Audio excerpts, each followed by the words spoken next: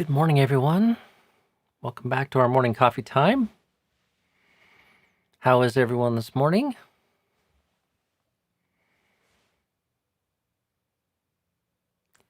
We have arrived at Friday, July the 24th, I believe. So the days and nights are relentlessly passing. Amazing how fast time flies. So, and for everyone in the chat giving me the confirmation sign, I'm glad everything's working. You can see me and hear me okay. That's a good place to start. So, one of the blessings of being a monk and a member of the Sangha is being part of this field of merit. And we talked I don't know, it was a few days ago or something about the practice of renunciation and the challenge of living the life of renunciation. But there are many benefits to taking up that challenge. And one of them is living supported by goodwill, free will, generosity of others.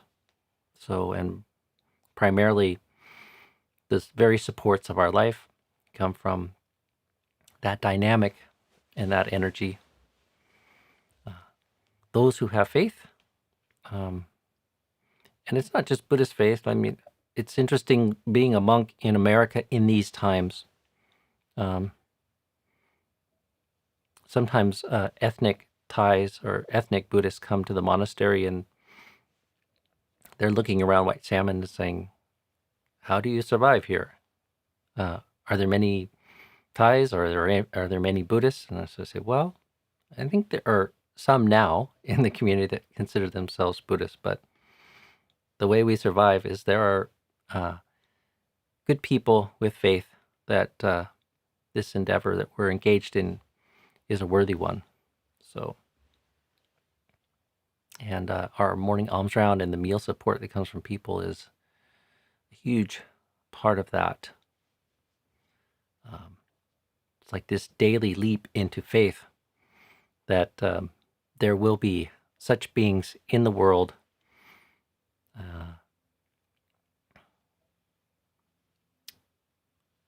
and accompanied by a faith that it wouldn't be tragic to go a day without food should it not manifest.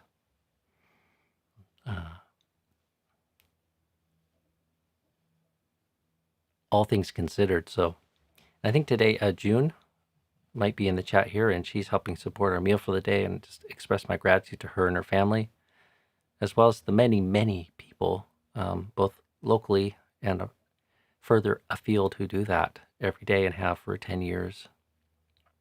It's much appreciated by myself and the Sangha. And we aren't having the opportunity for these last 100-some days in the pandemic to share our anumodana directly with people, which is why early on we recorded a little video of ourselves, Ajahn Sek, myself, and Venerable Kantiko chanting the anumodana, and put it up on our YouTube channel. I even considered doing the anumodana cam. So every day right before we have our meal, we could stream the anumodana, but it felt like too much of a leap. We had a lot of other things kind of going on. So, but it's amazing and wonderful to live in this way. And for all of you that have faith in the endeavor and help supporting it, appreciate it. Yesterday, Mahisha, who in Sri Lanka follows time shifted our morning coffee stream here, and who does the timestamps, sort of sent me a copy of Ajahn Sona's new book, Bloom. So I get the opportunity to sort of read through this. I know several of you have. So looking forward to that. And thank you, Mahisha. I appreciate your generosity. It's amazing. Ajahn Sona's Dhamma teaching can come all the way from Sri Lanka via probably Amazon and other stewards. So let's see. Today, just a brief reminder, Ajahn V has Dhamma Talk live on Zoom at 4 p.m. And I probably should remind people a little more frequently that there are twice weekly Dhamma Talks from Abhayagiri, our home monastery. So that is another source. And then Amravati is doing things. I've been recently in contact with Ajahn Amaro and some of the monks at Amravati who are investigating doing a bit more and maybe even doing online retreats at some point. So that would be tremendous. The retreat center at Amravati has been shut down due to the coronavirus pandemic. So, and it's still quite uncertain, like many retreat centers, when and if they could resume. So they're kind of looking at other options. So. I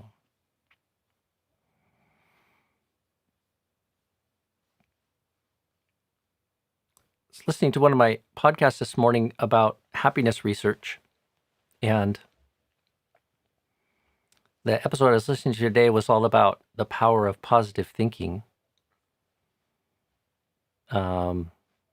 visualization, positive thinking, and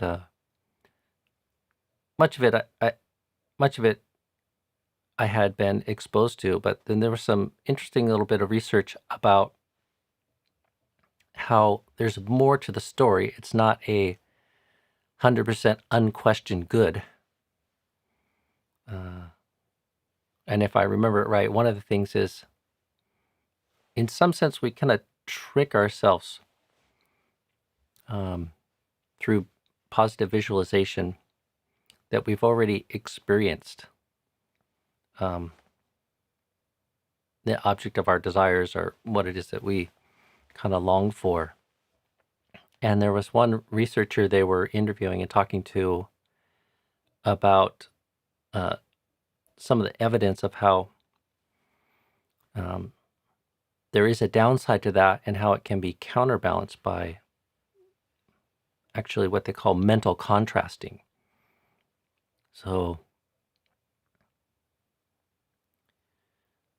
mental contrasting is sort of reflecting on what are the real obstacles, real challenges, and realistic negative obstacles or outcomes, or even like realistically how we might fail. So, and I was thinking how this relates a little bit to some of the reflective practices that we have, probably most strongly the 5 frequent subjects for recollection, meditations around aging, sickness, illness, and death. To the average person, doesn't seem like a wise strategy for how to use your time, dwelling on the fact that we are inevitably subject to these forces, which are unwished for, unwanted, and that in imagination, it's hard to imagine those being very positive conditions. And a lot of the way, most of the time, we try not to think about those things. They're not subjects for polite conversation at your dinner party.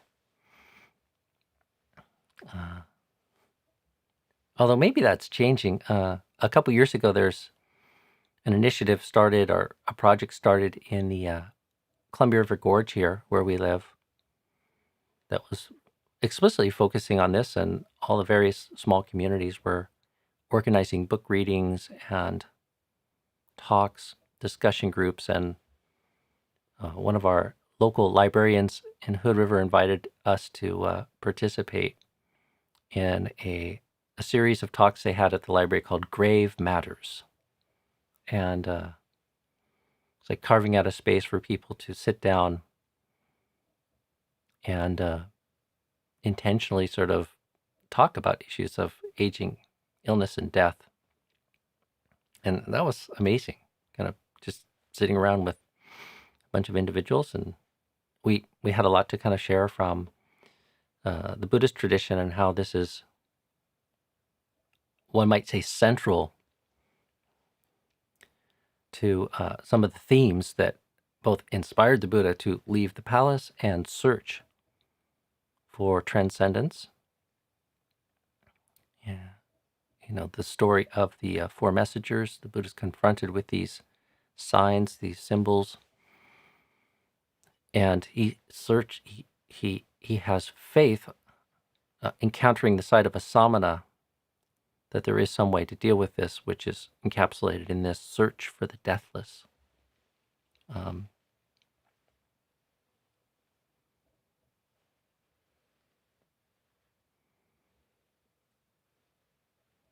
So there's a role for visualization and positivity, faith, confidence, imagining yourself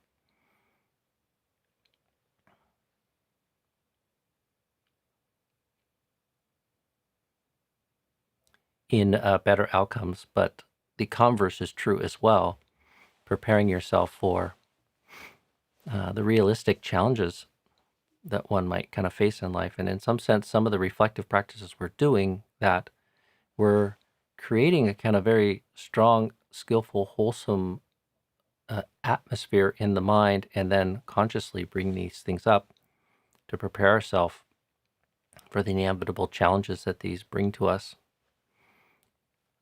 as we live our life. So that we, can kind of know our capacities, but also develop ability to understand these things and grow in acceptance of these things. And I guess you could say, in some sense, it gives you a chance to rehearse meeting these things with passion and equanimity, and an enhanced sense of acceptance. Practice sort of meeting these challenges without undue suffering, without the second arrow inflicting ourselves with extra added suffering.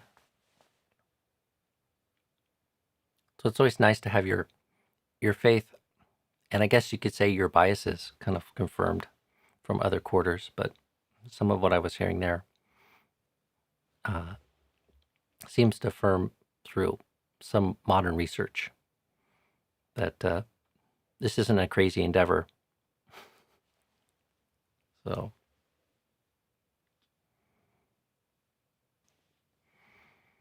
can you speak to meditation with the nada sound?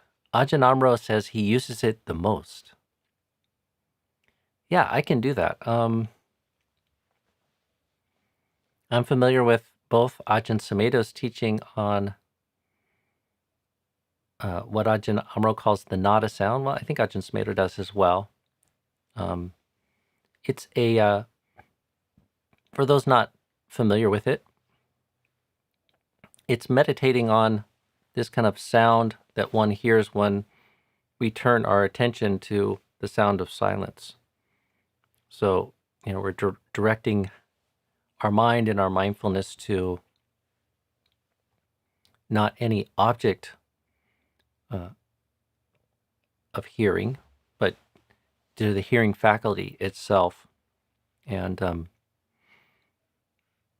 the sound that we hear when we're in a very silent atmosphere or environment. And with a little practice, you can hear it in almost any environment once one learns to kind of recognize it, even a fairly noisy kind of environment. And it manifests in different ways for different people, like a ringing in the ear, or a little bit like the sound when you take a seashell and put it up to your ear. It's kind of like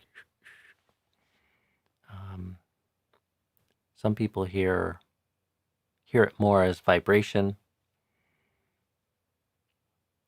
So, and this is something I spent several periods of time investigating it, inspired by some of Ajahn Sumedho's talks, and it's something I do on something of a regular basis. I've talked about it, I think, here before. Oftentimes I'll do it as a preliminary meditation, especially if when I first sit down, there's a lot of discursive thought going on in the mind. Rather than just going to the breath, sometimes I just open up sense of awareness in this kind of very unfocused way, giving attention to the hearing faculty. And then you just hear this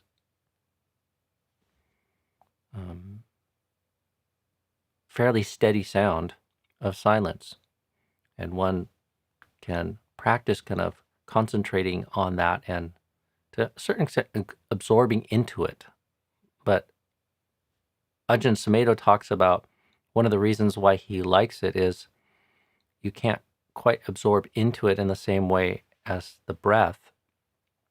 And it acts as this very centering experience of what he calls a reflective state of awareness, rather than an absorbed state of awareness, which would be kind of the perfection of jhana samadhi.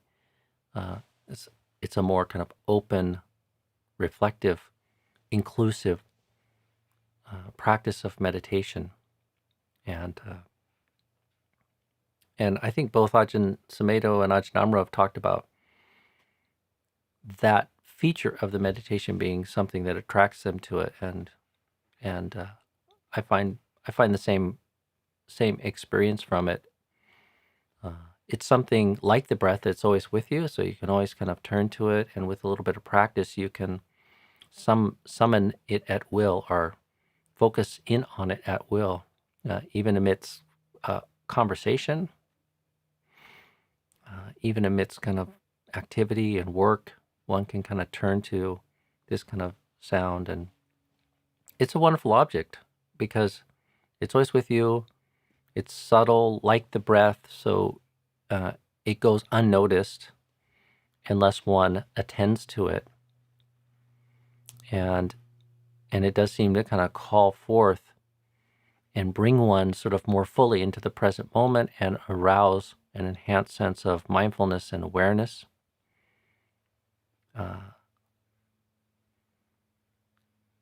And you really have to practice kind of letting go, like not seizing on any particular sound or any train of thought or complication that might come from the contents or the objects of hearing.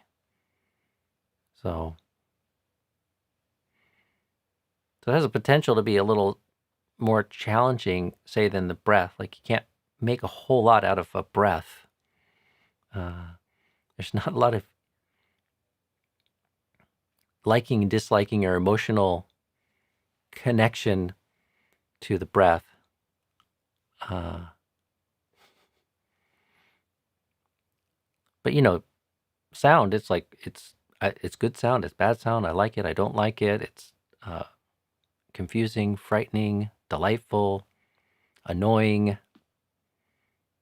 So something that's interesting with this kind of practice of the nada sound is there is a little bit of an extra challenge there, or opportunity to even sort of reflect on some of the nature of how the mind engages in liking and disliking and attaching to various things.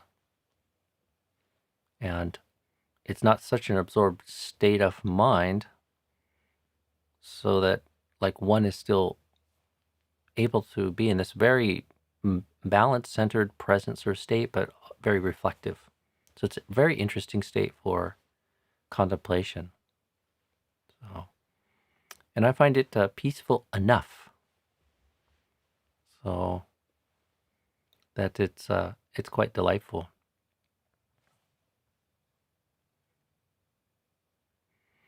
So I recommend it. I think there's a little book, maybe called Inner Listening, that Ajahn Amaro produced a few years back, because this is a topic for conversation that kind of would come up again and again when we were living together at Abaigiri.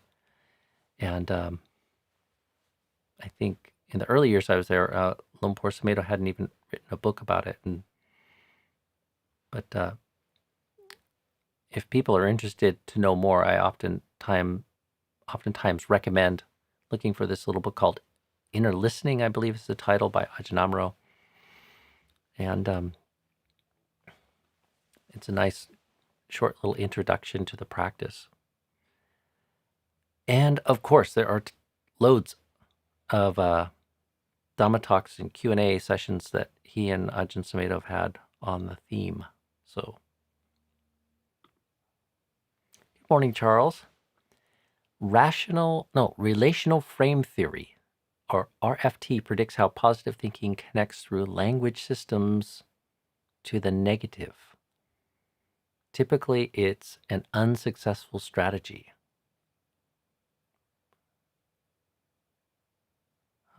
Interesting. I have not read about relational frame theory.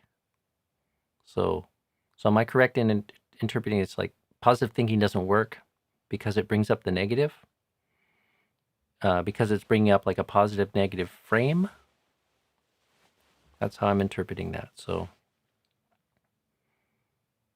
which I guess is something like any worldly thing. With good, you invoke bad. Like there's always two ends of the spectrum. So you can't have praise without blame. You can't have success without failure. You can't have sukha, or happiness, pleasantries, without dukkha, or suffering. So, I'd like to know more at some point. How would you suggest we handle our diets as lay people so we don't struggle too much with overconsumption or weird diets our society can push us to follow?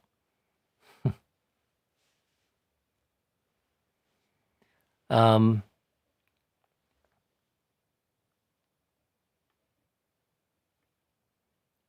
think one thing that comes to mind is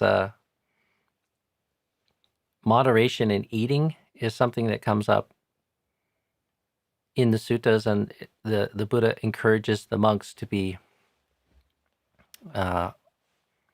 moderate in their eating. And monks oftentimes will experiment with fasting, and there's a whole culture of this in Thai forest monasteries, because it can have beneficial effects for people in supporting their meditation practice in particular. Like many human societies, there's a culture of fasting that has can have spiritual benefits. But Ajahn Chah he wouldn't forbid it, but he would apparently sort of encourage people to just try to be moderate in their eating. And I can't remember the exact quote, but there's something in one of his translated talks where he's talking about the most difficult practice is just to practice moderation. It's not how many days you can fast, but like a learning to be consistently sort of moderate in your relationship to food and diet. So, and then there's another there's another thing. I mean, there's a utilitarian attitude towards food and eating that's encouraged. And you see that reflected in a chant that we do on a very regular basis on the four requisites of robes, food, shelter, and medicines. And, the one on food is like mindfully reflecting, I take this food, only for the nourishment of the body, for helping the holy life, relieving feelings of hunger, not inducing new feelings of discomfort from overeating. And there's other reflections like, not eating it to sort of build the body up or make the body impressive, but the utilitarian function of relieving hunger and giving one enough sustenance and nourishment to kind of live for another day with comfort and ease. And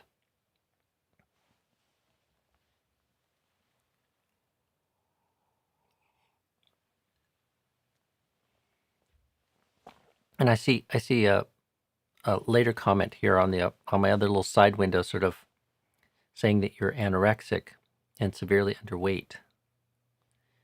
So yeah, fasting would not be recommended, and I would strive for moderation. And really focus on the utilitarian nature of food. Our food, our relationship can get kind of a bit complicated and messed up if we think too far away from the very real need to kind of relieve hunger and nourish the body for a day. You build a whole religion around it. There's a lot of personality around it, a lot of views and opinions around it, or it's tied very much to your body and your body image. It can get complicated and possibly generate a lot of dysfunction and suffering even. So, and it does seem to be a tendency sort of in modern societies to substitute food for religion. Some people are very religious about their food and their ideas about good food and bad food. And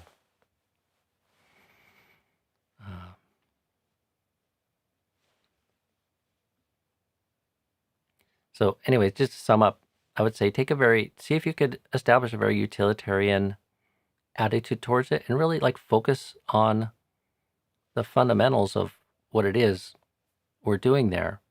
We need to eat as human beings. We need a certain amount of daily nourishment. Hunger is very real pain. Should be alleviated if we can. And instead of thinking about eating perfectly or eating for your body to be this way or that way, try to reflect on the utilitarian aspect of it and eat sufficient food. So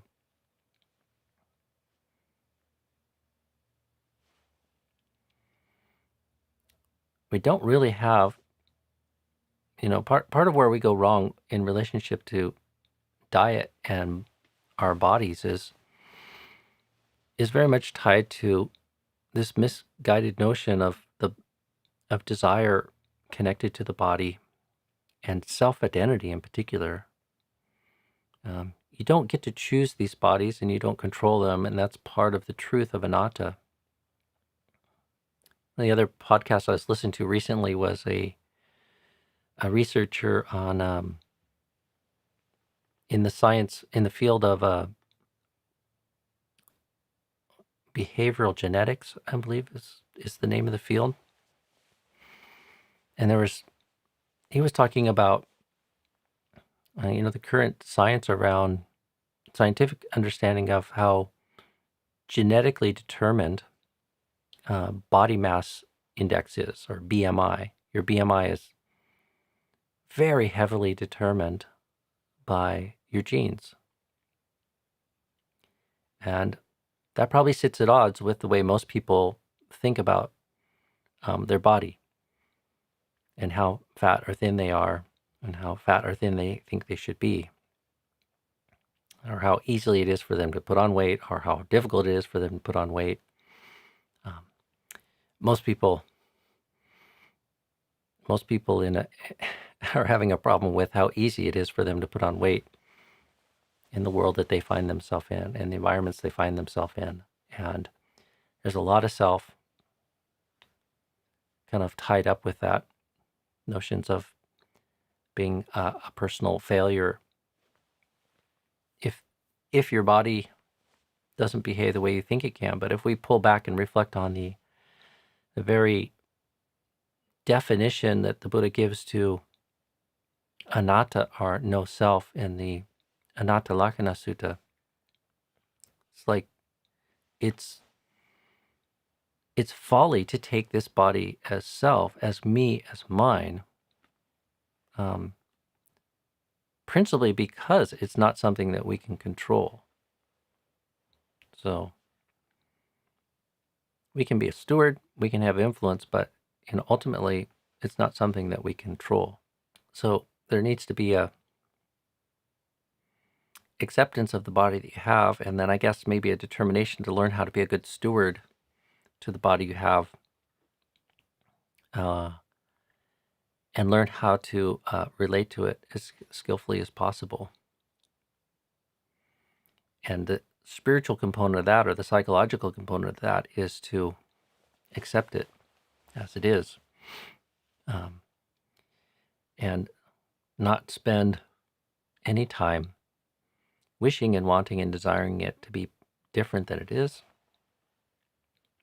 or to meet some ideal that we carry around in our mind for this body. So,